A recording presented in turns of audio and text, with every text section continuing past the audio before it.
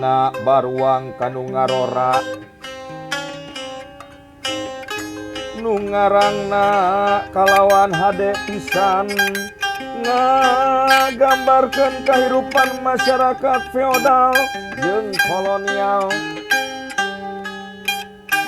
Nyaeta kaayaan kahirupan masyarakat Indonesia, khususna masyarakat urang Sunda dina abad ka-18 tompernakeun.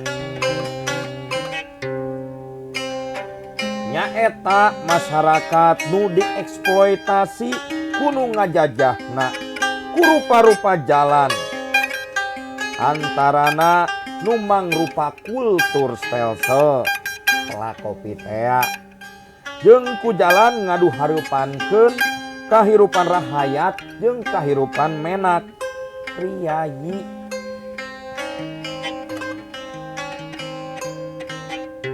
Nasib nu dilakonan ku Ujang Kusen jeung Mirapiah teh dina hakikat nama mangrupa akibat dina kaayaan masyarakat nu feodal kolonial teh.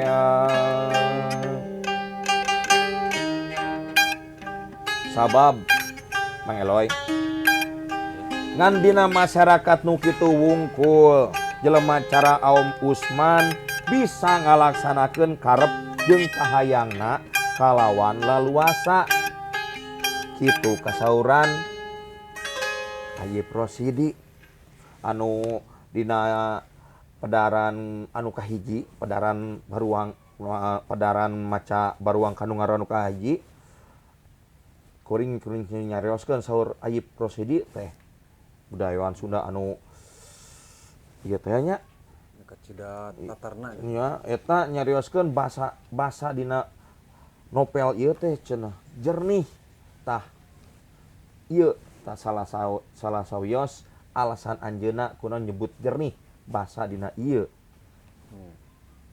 Hade pisan jeung ngagambarkeun kahirupan masyarakat feodal jeung kolonial.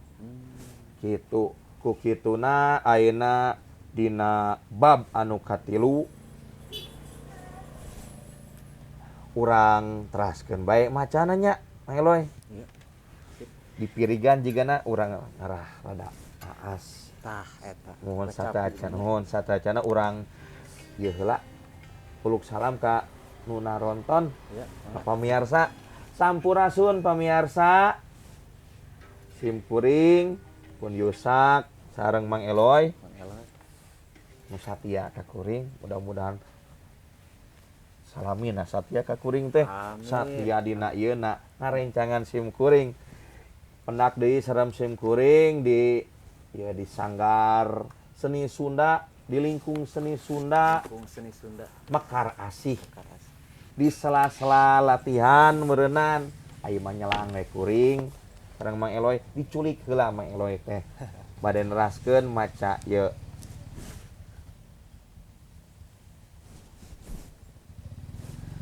Iya, gitu. Siapa Mang Eloy? Siap. Mangga. Dilangsungkeun we nya para pamirsa, ieu baruang kanu ngarora bab anu katilu.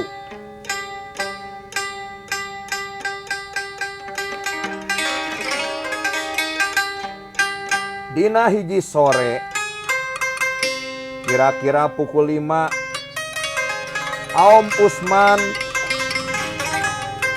linggih di panglinggihan ditepas pungkur dina kursi males sareng sababaraha urang rencangna para nonoman sawareh mah piderekeunana nyaeta purah ngiring-ngiring kana sagala kalangan.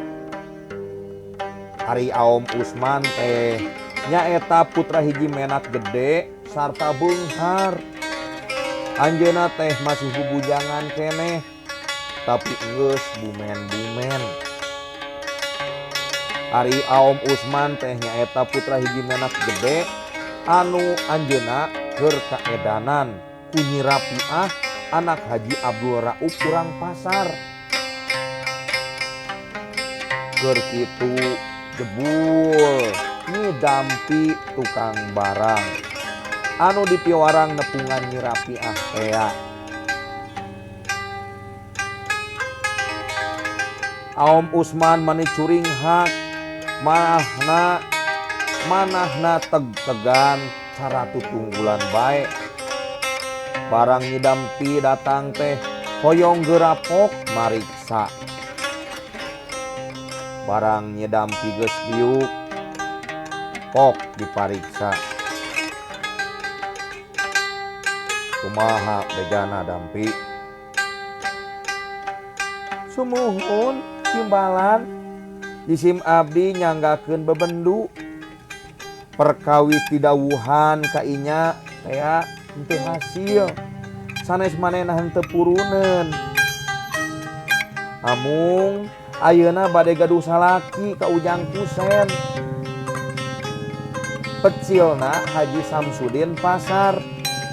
Malah ieu lelepen kabantun deui. Sajongjongan awamah Aom Usman teu ngalahir ngahuleng bae. Awahing ku handeueuh kapalaina teu laksana. Sanggeus lila sarta nyidampi geus mundur pok ngadawuh ka rencang-rencangna. Kumaha ayeuna petakna? Bet kitu geuning carita nyidampi. Saur Raden Sastra putra Juragan Kanduruan. Emutan abdi mah gampil, kurang paling baik. Ari awewena daekeun mah. Nah saha nu piwanieun asup ka imahna? Aya abdi gaduh kawawuhan wastana Abdullah urang pasar keneh. Semina mah moal loba barayana dasar sup pisan ka imah nu baleunghar teh. Dina karya ria tara tinggalin sok babantu. Manehna gampil pisan di dieuna panglayar. Malah nalika abdi bobogohan ka Nyi Sukmi seueukna tukang warung anu di parapatan pasar tea nyasi eta panglayarna. Gancang pisan. Alah manan si Tumang newak mencek di Pasir Laja teh ya.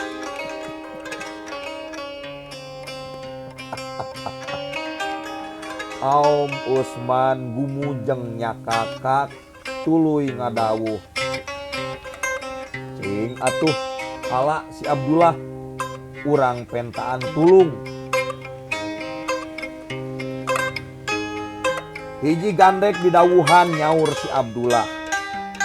Uluy indit gadag gidig teu sabaraha lila teu sabaraha lilana si Abdullah datang diiringkeun ku gandek.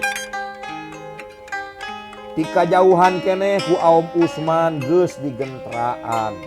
Tuluy manehna unggah cedok nyembah gek sila. Dawuhan Aom, Abdullah silaing pang diala teh ku dewek rek dipentaan tulung. Dewek teh ku hayang ka Nyi Rapiah pasar teh ya.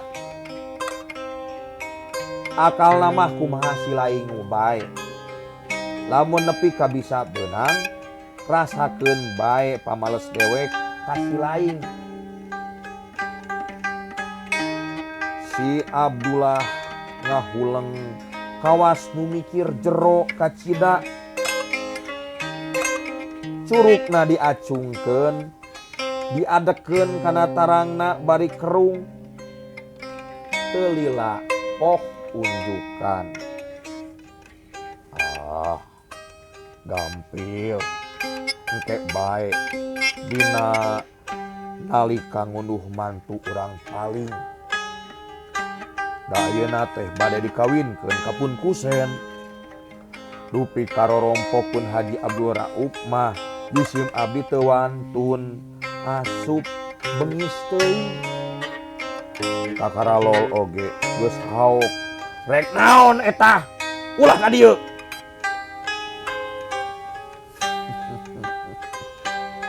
saur Aom Usman bari gumujeng sugan geus mashhur silaing kurah ngadu-ngadu awewe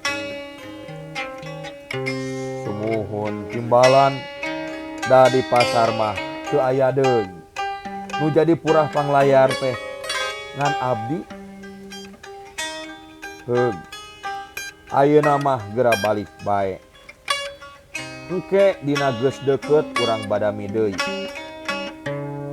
sumuhun timbalan digas dawuh heug tuluy si Abdullah balik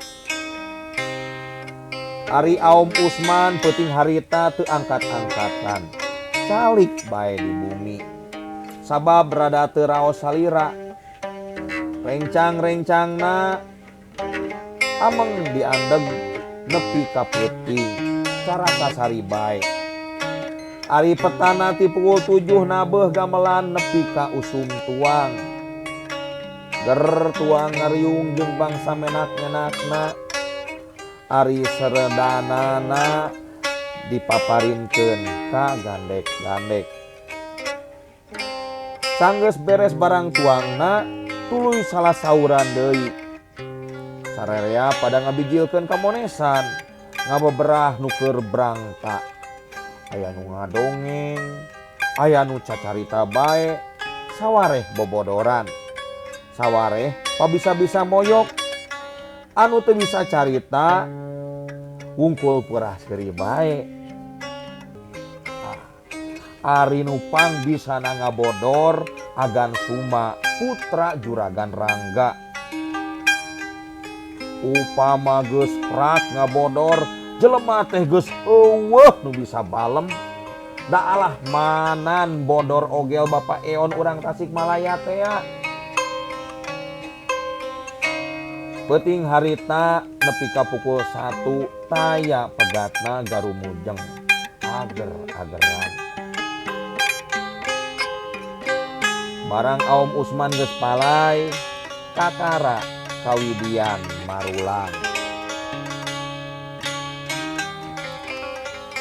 sagela beres bab tilu mah Bang Ea eloy kitu tah tadi teh tina cerpen teh eta teh carita naon tina ieu teh panan terasan anu kamari ieu teh sanes cerpen ieu mah cerpen cerita pendek carpon teh ya cerita pondok carpon ieu mah novel cerita panjang jadi teu anggeus ku sababaraha renghapan gitu ieu mah da aya novel mah cerita panjang anu caritana teh henteu ngan cukup henteu ngan nembrakeun hiji masalah wae ai carpon mah nembrakeun hiji masalah beres harita keneh kudu beres harita keneh ari ieu mah panjang lalakonna dimimitian age panan ku bubukana nu harita teh nu ngalamar teh kanan teras ngidampi manggihan Nyi Rapiah teh dina bab 2 maningan tah ieu di bab 3 petakna Aom Usman anu kabungbulengan anu kaedanan ku Nyi Rapiah teh jeung ketakna teh kumaha cenah nya nah eta Aom Usman teh menak anu disebatkeun di dieu teh anu disebut di dieu mah jelema cara Aom Usman bisa ngalaksanakeun karep jeung kahayangna kalawan laluasa pisan nya najan manehna geus apal Aom Usman teh Nyi Rapiah teh pan rek kawin rek di kawin jeung di paling Jang teh Kusen di paling naon eta teh nya jadi aduh ka eta mah jigana urang kudu dibaca dugi kareng se mata eta mah nya mohon Jadi panan gitu, nya mulai da carpon mah jigana kieu. cerpen mah nya. Dina carpon mah nu ngambrakeun hiji masalah. Om Usman hayang ka Nyi Rapiah tapi geus rek kawin, awas we. Nyi Rapiah teu bisa Om Usman teu bisa naon ngan ceurik we di pojokan ngaguk-guk we. Pada ngahibur ge teu bisa. Jika ngan nepi ka sakitu caritana teh. Jadi upami dina sinetron mah ya Kang Nya. eta teh beureun sambung-sambungnya. Aya episode kahiji, aya Oh, episode kadua meureun kitu nya. Iya keun di sacaritana ngandung pokok caritana. Anu pokok-pokok ceritanya eta teh. Bab ieu lalakon ieu heula ye, bab ieu lalakon ieu aya masalah tapi direngsekeun. Aya hiji masalah direngsekeun, jiga kitu. Jiga di bab hiji panan masalahna ditampilkeun teh ditembrakeun teh ngalamar. Kumaha ieu? Sukses mah ngalamarna. Tah, aya di nu kadua nyidampi boga misi kan. Babawaan teh ti Om Usman. Iya, ti Om Nya Usman. ditarima teu cenah ku Nyi Rafiah teh. Keur usaha, masalahna eta efek teu ditarima atos we. Beres. Bab 3 ya laporan. Kerung deui Om Usman teh. Om Usman teh nya. Kerung kakarakeun cenah ditolak dewek. Meureun kitu jero hatena teh. Apaan aing teh beureunan kitu Jadi caritana. mun nepak dada teh mah Nya. nepak dada gitu Kang. Akhirna panan nikalah lahan. Nah, juru ladena teh ya eta. Tah cobian si Abdullah cenah.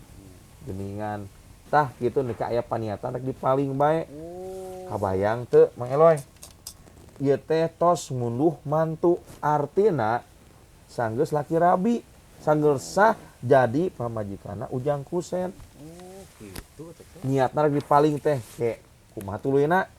Urang tuluykeun ke di episode nu Pasti kedah dituluykeun deui. kada dituluykeun da imah panjang keneh lalakona Supados nyambung. supados nyambung. Gitu. Gitu pamirsa, pilih aya nu kirang dina wacana, aya nu ngatog kuring, mangga pasian komentar. Da kuring teh nah jadi ajar keneh. Kuring sareng Mang Eloy ti lingkung seni Sunda Mekar Asih Asih.